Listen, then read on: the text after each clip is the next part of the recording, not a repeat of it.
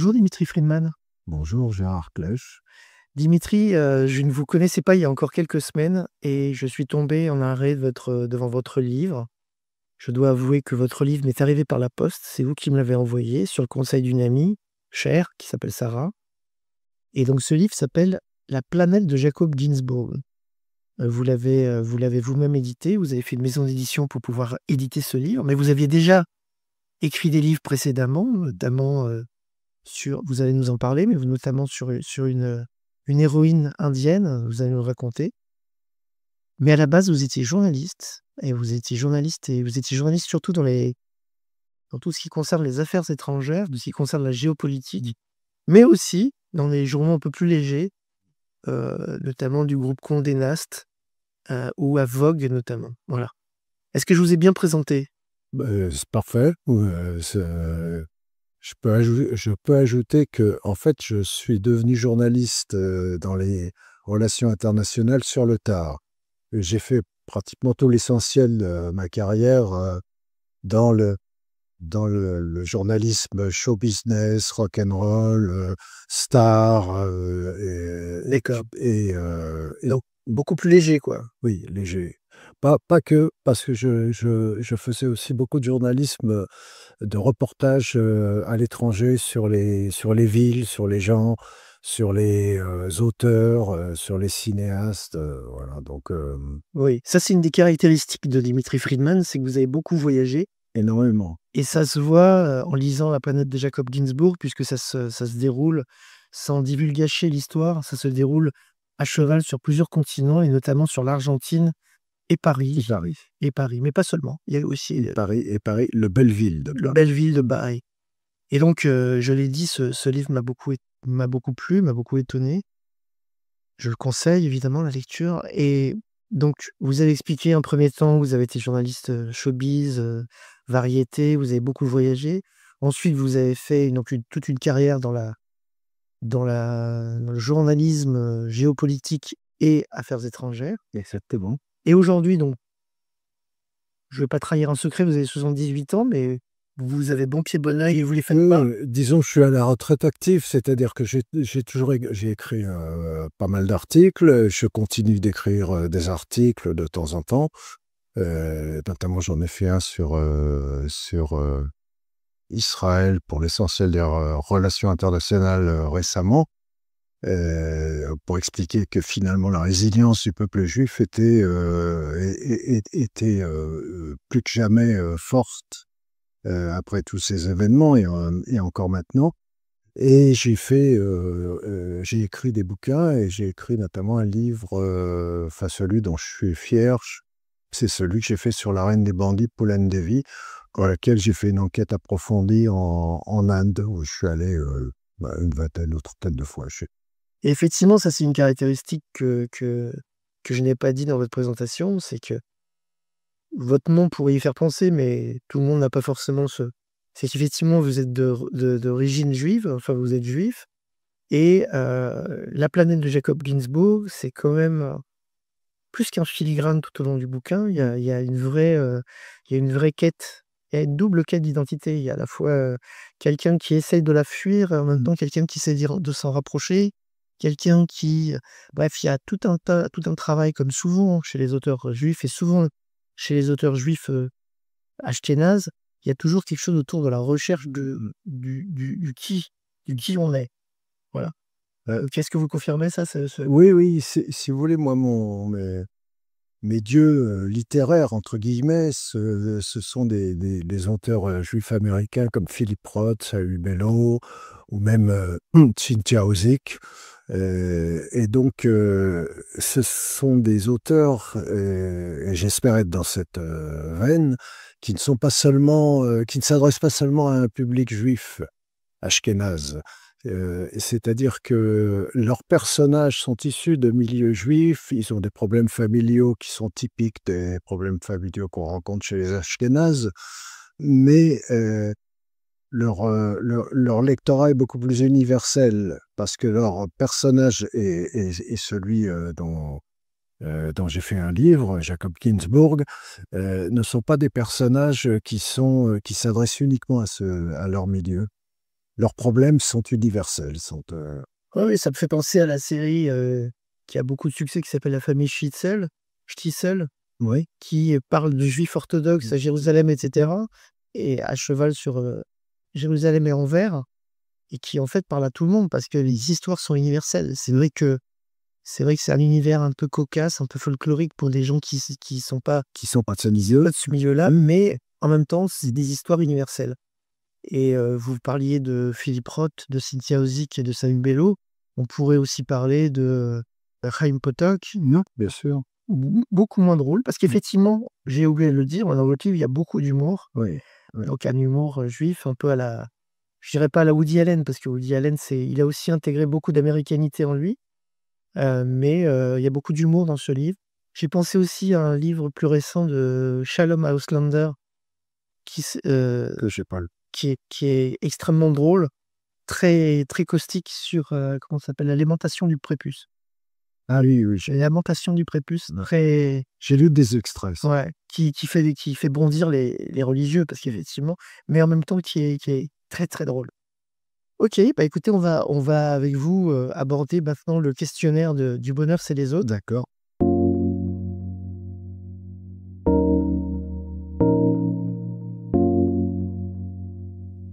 Alors la première question que je pose à tous mes invités, c'est: pour vous, le bonheur, c'est quoi? Quelle définition vous donnez au bonheur? Si je devais donner une définition, je dirais que le bonheur, c'est quelque chose qui est inatteignable, comme une asymptote. On rêve, on espère, l'atteindre et on n'y arrive pas. On n'y arrive jamais. C'est un Mais horizon? Vous diriez c'est un horizon inatteignable? exactement, Ouais. mais on peut s'en rapprocher et je peux faire une exception, à cette règle. On peut même l'atteindre, mais dans des instants très fugaces, des micro-instants. On peut avoir des illuminations, un peu comme dans la méditation, indienne ou zen, mais ça ne peut pas durer. Voilà, donc c'est donc le fait de ne pas pouvoir atteindre le bonheur, ça nous fait prendre conscience de notre finitude. C'est une c'est une vision très Vladimir Jankélévitch du Moi, bonheur. c'est la première personne que j'ai interviewée quand j'ai démarré ma carrière de journaliste. Lui et Roland Topor. Vous en avez eu de la chance. Roland Topor aussi? Ah oui, exceptionnel, ouais. D'accord. Qui avait pas exactement la même vision du bonheur. Non, non. Un bonheur teinté de désarroi, mais très épicurien en même temps. Ouais, ouais, ah bah oui, complètement, ouais.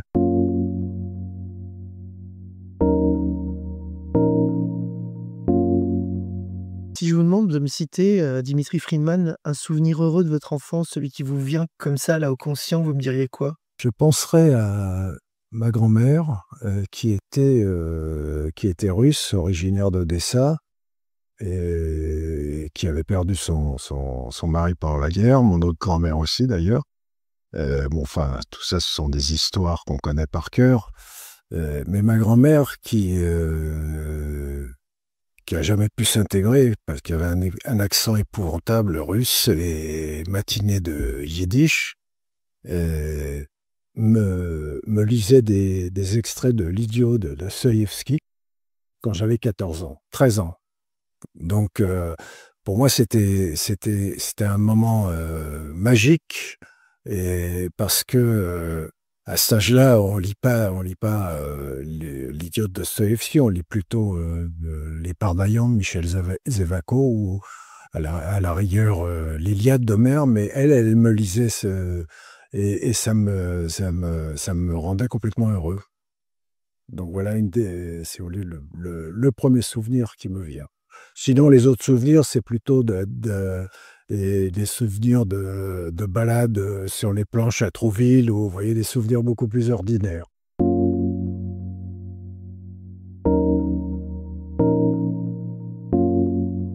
Alors vous venez de me parler de l'idiot de Dostoïevski, j'y arrive. Si je vous demande le livre, le film ou la pièce de théâtre ou encore l'auteur qui vous a marqué de façon indélébile, vous me diriez quoi? Ou vous me diriez C'est qui c'est pas l'idiot de Dostoïevski. Ce qui m'a le plus marqué, c'est l'Iliade ah ouais. d'Homère. Je l'ai lu au même âge, je devais avoir 13 ou 14 ans, et je l'ai lu pratiquement d'une traite, et je me souviens très bien que j'ai pleuré à Ouais. la mort d'Hector. L'Iliade, mais sans l'Odyssée ou avec l'Odyssée? Non, non, l'Iliade. L'Iliade. L'Iliade, oui, oui. J'ai lu l'Odyssée après, mais l'Odyssée m'a pas qui est une quête initiatique, mais ça m'a pas bouleversé autant que l'Iliade. D'accord. Donc vous êtes comme Pierre Michon, vous êtes passionné par l'Iliade. Ah oui, complètement, complètement. J'en parle dans mon roman, d'ailleurs. C'est vrai, Ouais. j'avais oublié.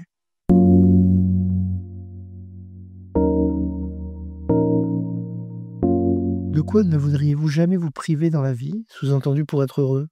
Qu'est-ce qui vous manquerait de façon impérieuse pour être heureux? L'amitié. L'amitié, le rapport avec des amis que je connais et que j'ai depuis plus de 50 ans, et que je chéris par-dessus tout, et je ne pourrais pas m'en priver. Et vous continuez à les fréquenter? Oui, je les vois toujours. Alors que pourtant vous êtes, Je suis sauvage, mais je vais pas dire que. que vous êtes, je vais dire où je peux dire où vous habitez? Oui, bien sûr. Vous habitez à l'Île-Dieu qui est quand même, au bout complètement, Oui, c'est au bout du bout du monde, j'allais dire au bout du monde, mais c'est au bout de la France, mais c'est vrai que c'est au bout du continent, l'Atlantique. voilà.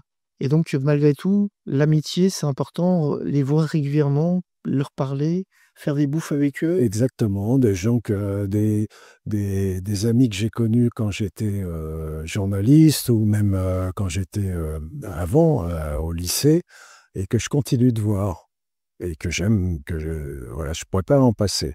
Bon, à part ça, je pourrais vous dire, je pourrais vous donner une réponse bateau. Je pourrais pas me passer de mes enfants. Vous avez plusieurs enfants? J'ai 2 enfants, D'accord. un Garçon-fille? garçon et une fille. Je devrais dire le contraire parce que la fille est arrivée avant. Vous âgés? Une fille et un garçon. Voilà. D'accord.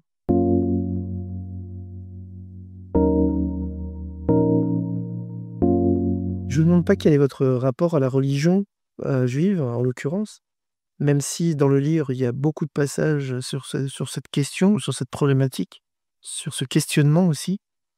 Par contre, j'aimerais savoir quel est votre rapport à la spiritualité au sens large? Et puis vous avez évoqué vos voyages, par exemple en Asie et cetera. Peut-être que ça a eu un impact sur cette spiritualité. Donc votre rapport à la spiritualité, et j'ai envie de dire au-delà de ça, à la mort, est-ce que vous avez un rapport particulier avec l'au-delà ou pas du tout? Ouais. Juste, je précise que dans le livre, il y a une grand-mère qui a justement un rapport très particulier avec l'au-delà. C'est un 10 book. Voilà. Je vais commencer par la religion parce que j'ai un rapport étroit avec la religion, même si je suis pas pratiquant. Le père de mon père, donc non, le père du père, mon arrière-grand-père, si vous voulez, et s'appelait Israël.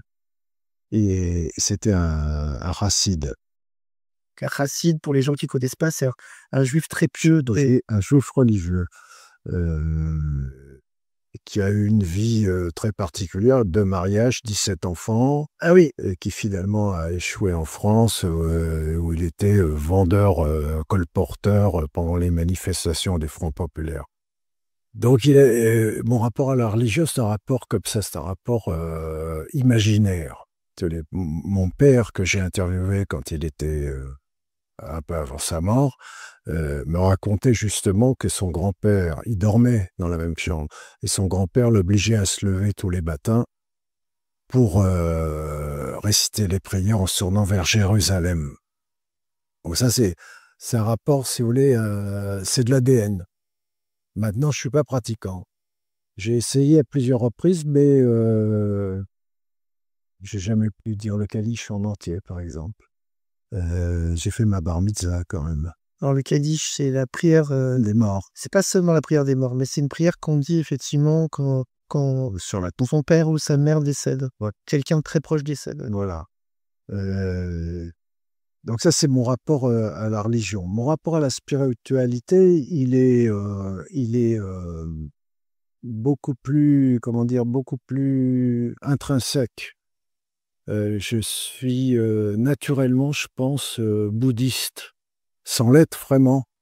Mais j'ai pratiqué beaucoup d'arts martiaux. japonais, donc Aikido, Kendo, etc. Et j'ai fait du yoga pendant une dizaine d'années et je suis allé en Inde et je suis allé dans les ashrams et j'ai fait beaucoup de méditation et de yoga. Donc je suis très marqué par tout ce qui est le bouddhisme zen et tout ce qui est tout ce qui va avec l'esthétique, l'art, la nature, l'amour de la nature. Donc voilà, ça c'est mon approche. Et puis j'ai une approche un peu universelle. Je crois que l'homme a une morale naturelle en dehors de toute la morale, de toutes les morales. On peut avoir une morale naturelle sans avoir lu, sans avoir étudié, sans être adepte d'une religion ou d'une secte. Et alors votre rapport à la mort? Parce que est-ce que justement cette grand-mère qui imagine, enfin qui imagine pas, qui est «possédée» entre guillemets par un Dybbuk. Donc un Dybbuk, on rappelle peut-être ce que c'est effectivement une sorte de retour d'une âme, en fait, quelqu'un qui revient de l'au-delà et qui vient posséder, quelqu'un qui est vivant. C'est pas un fantôme, un Dybbuk, c'est Non, non, c'est une âme qui ne trouve pas le repos. voilà et qui Elle revient ne d'ailleurs. trouvant pas le repos, elle intègre le corps d'un vivant. En général, ce sont des gens jeunes d'ailleurs. Elle intègre le corps d'un vivant et elle le tourmente. Elle le tourmente vraiment.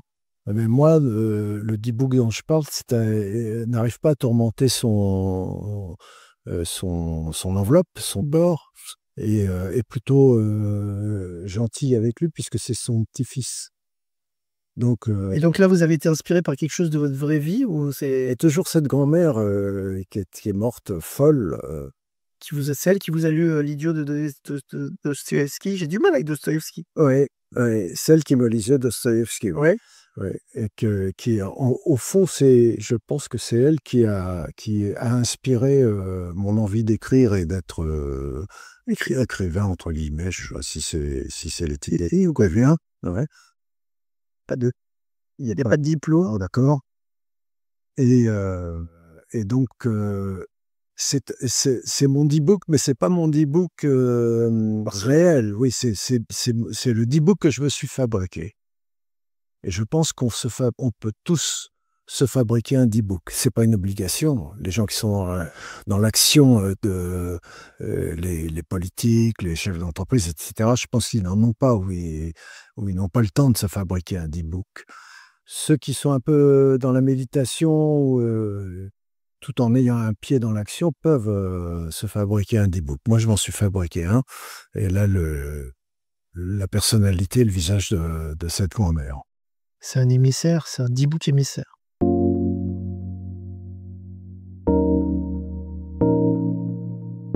Justement, à propos de mots, vous êtes un homme de mots. Vous avez été, grand, journaliste et donc adepte des mots.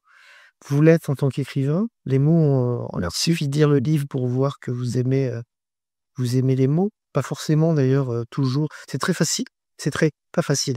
C'est très accessible en termes de lecture, ce que vous avez écrit. Mais on voit qu'il y a un style, il y a une patte, il y a quelque chose. Donc vous aimez les mots. Et donc si je vous demande, ça va être compliqué, mais si je vous demande quel est le mot de la langue française que vous préférez, ou bien le mot auquel vous pensez là instantanément à la minute où on se parle là? Nostalgie. Nostalgie. Ouais. Et alors est-ce que vous pouvez nous expliquer?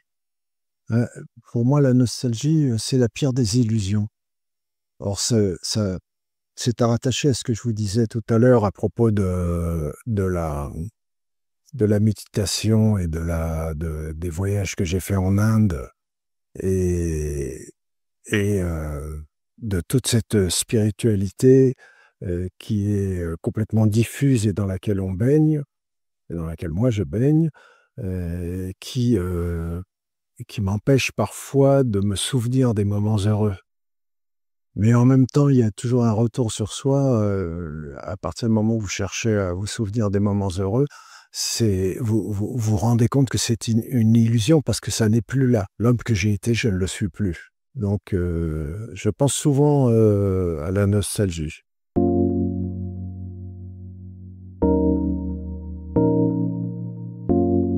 Dimitri Friedman, est-ce que vous doutez souvent dans l'existence? Et si vous doutez, est-ce que vous doutez plutôt de vous ou plutôt des autres? Les 2. Je doute des autres, donc je doute de moi. Ah, Puisque le vous doute êtes des autres précède le doute, votre doute personnel? bah, en général, oui, parce que, heu, quand vous doutez des autres, l'image que Ah, vous doutez du regard des autres? voilà, l'image qui vous renvoie tout à coup est déformée. Donc c'est plus dans ce sens-là, si vous voulez. De moi, quand je suis seul, non, je doute pas.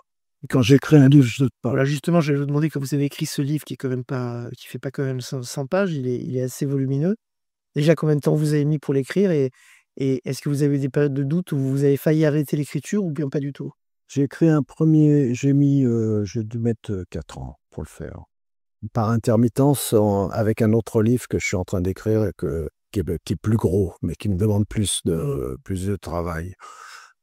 Ce livre, j'ai eu une période de doute. J'ai fait une première mouture que j'ai fait lire à plusieurs personnes qui ne me convenait pas et donc j'ai eu des retours qui étaient pas négatifs, mais qui étaient pas hyper positifs.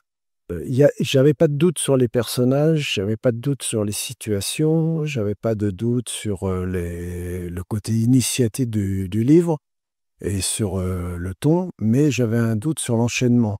Parce qu'en fait, écrire un livre, c'est pas uniquement avoir des personnages en tête et des situations, c'est aussi, avoir un rythme et c'est très important le rythme. Et vous l'avez? Il y est dans ce livre, vous avez vraiment un rythme effectivement. Donc ça se travaille. Ça se travaille. Ouais. Et effectivement, parce qu'il y a une espèce de ping-pong permanent entre, on va dire hier en Argentine, aujourd'hui à Paris et avant-hier ailleurs. En Et Ukraine. enfin chaque chapitre se succède et on passe d'un endroit à l'autre et d'une époque à l'autre. C'est pas évident, c'est une espèce de construction qui est habile. Je l'ai écrit dans l'article que je vous ai consacré et rien que pour ça, bravo parce que c'est effectivement pas évident. Non, mais j'admire les auteurs, par exemple, j'admire, un auteur comme, Kerouac, Ouais, qui écrit d'une traite. Jack, Oui, Jacques Kerouac, sur la route. qui a écrit son roman d'une traite, sur la route, en tapant à la machine avec un rouleau, qui se scindale en 50 jours. Il a écrit, Le Rouge et le Noir ou La Chartreuse de Parme, enfin l'un des 2. Il y a des choses 50 jours. J'admire, c'est extraordinaire. ouais, c'est extraordinaire. Mais c'est pas mon cas.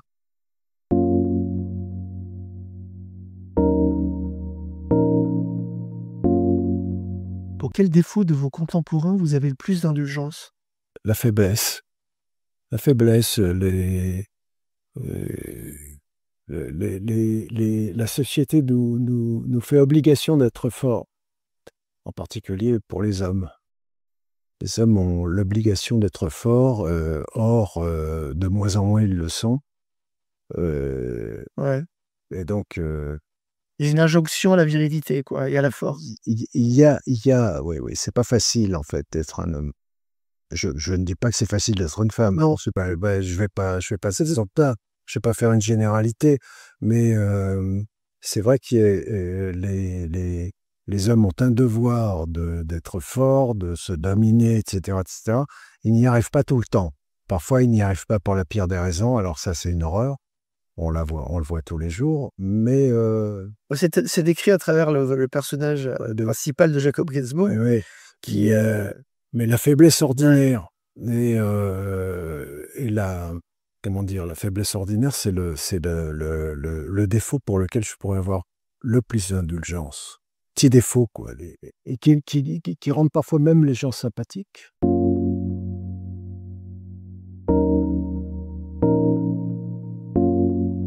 la France est un pays, très pessimiste.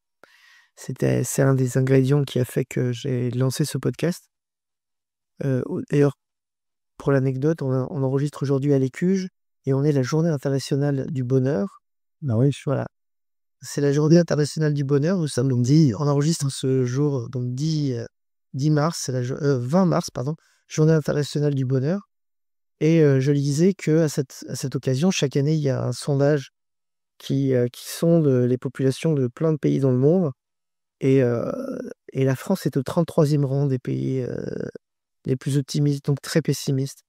Et dans les différentes études qui sont faites, on voit toujours la France dans les plus mauvais, dans les pays les plus pessimistes, les plus inquiets, et cetera. Et donc, comment trouver de l'optimisme? Comment trouver des doses d'optimisme? Vous, aujourd'hui, avec le vécu que vous avez eu, avec la vie que vous avez eue et que vous avez encore, comment vous construisez cet optimisme? Est-ce que d'abord vous estimez optimiste? Et et et si oui, comment, vous voyez l'avenir? Est-ce que vous êtes optimiste pour l'avenir? Juste une observation avant de vous répondre. Moi, je me méfie des sondages, hein. On a toujours on va dire la France, c'est le premier pays pour ça, les États-Unis pour ça, puis tout à coup, on se rend compte que si on creuse un peu, c'est pas comme ça. Bon, bref. Mais par contre, juste, je vais faire une petite parenthèse par rapport à ça. Effectivement, en creusant, on s'aperçoit que les Français sont optimistes pour eux-mêmes, mais pessimistes pour le collectif, c'est-à-dire pour la France. Déjà, Ça, ça c'est affiné. Ouais. Non, mais on regarde aussi, par exemple, Israël est le 5e pays le plus optimiste. le Alors, plus heureux du monde. plus heureux, alors qu'on devrait avoir 5e pays sur 197 ou 180, je sais pas combien. dans le top 10 depuis des années et des années, ouais. Ouais, voilà. Moi, je me rangerais plutôt à la version que vous avez évoquée de optimisme pour soi-même et pessimiste pour le collectif. Et pour être optimiste, pour vraiment vivre cet optimisme pour moi-même, je me suis exilé dans un endroit paumé qui s'appelle l'île Dieu, où je vis complètement avec la nature, les animaux, les vagues, les étoiles, le feu de cheminée, etc. Donc, pour ça, je pense que je suis protégé. Maintenant, quand je regarde la société, évidemment, je ne vois que des motifs de pessimiste.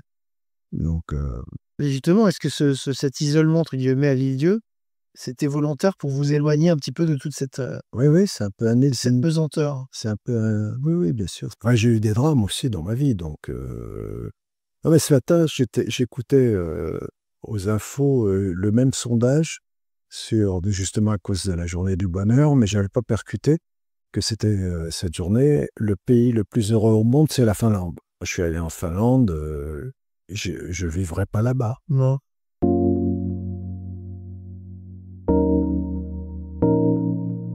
Simplement, qu'est-ce qu'on peut vous souhaiter pour les prochaines semaines et les prochains mois? Est-ce que c'est purement, autour du livre et le succès du livre ou vous espérez d'autres choses pour les semaines et les mois à venir? Bah, déjà la santé, Bah oui, ça c'est sûr, c'est important. mais non, je suis en train de terminer un autre livre, et On peut savoir de quoi il parlera ou pas? Ou c'est trop tôt? non, vous pouvez savoir, c'est un roman choral, qui avec plusieurs personnages, qui se passe, pendant la Seconde Guerre mondiale, entre l'Ukraine, l'Allemagne, les États-Unis, puis, la Hollande, enfin d'autres. Ouais, donc il y a quand même une constante chez vous, ouais. Et voilà, voilà. Et il y aura de l'humour comme dans celui-ci? Non, c'est pas Non, un livre, non, bah, pas le drôle, sujet s'y s'y prête prête pas. pas vraiment. Voilà, là, il aurait pu ne pas s'y prêter non plus, hein. Je veux dire la dictature en Argentine, l'antisémitisme, une grand-mère, folle, un gars qui se fait larguer, qui est un loser, qui se fait c'était pas forcément drôle à la base. L'humour dans ce livre, je pense, est complètement incarné par le personnage Ah, principal. principal, on est d'accord. Loser magnifique, ouais. Voilà, c'est ça, voilà. Tandis que le livre que je suis en train d'écrire, ce roman, le thème central, c'est la résistance des Juifs, évidemment, et la résistance des Allemands. Bah, écoutez, Dimitri Friedman, on est très heureux de vous avoir eu dans ce podcast, Le bonheur, c'est les autres. Vous souhaite le meilleur pour l'avenir, donc un succès pour votre livre dont je rappelle le nom, La planète de Jacob Ginsburg, qui est aux éditions Pile-Poule. Pile-Poule Éditions, ça fera marrer, les gens qui savent ce que c'est que le Pile-Poule. Bah, une bonne continuation, une bonne santé puisque c'est ça que qui est nécessaire à votre vie en premier déjà et puis après, votre livre choral. Bon, Merci beaucoup, merci à vous. à bientôt. Merci.